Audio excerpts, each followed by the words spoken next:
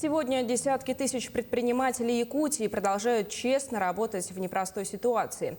Труд – это не только залог сохранения стабильности, но и основа для дальнейшего развития экономики Якутии, резюмировал глава республики Эдсон Николаев на совещании по обеспечению социально-экономической безопасности в регионе. Сегодня правительством республики приняты беспрецедентные меры по поддержке представителей как крупного, среднего, так и малого бизнеса. Так, главой дано поручение о переносе на 2023 год срока ввода налога на имущество организаций с кадастровой стоимостью. Кроме того, принят закон о снижении минимальных ставок по упрощенной системе налогообложения. Наше правительство очень быстро и оперативно решает вопрос по докапитализации институтов развития. Это фонд поддержки предпринимательства для выдачи льготных кредитов 8% для наших предпринимателей.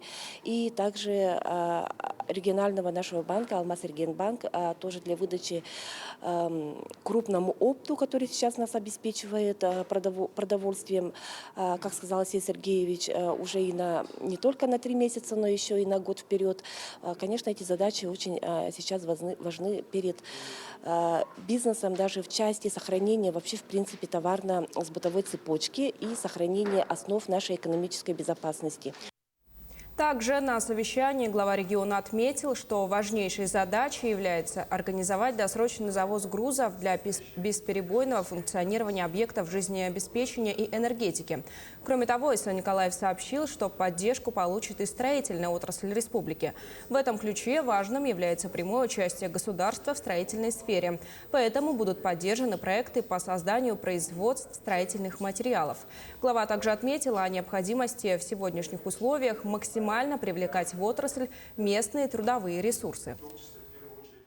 Самая главная задача, которую поставил глава республики, это не снижать темпы развития, не снижать темпы строительства, продолжать их наращивать и реализовывать все программы, которые мы сейчас в этой сфере активно реализуем.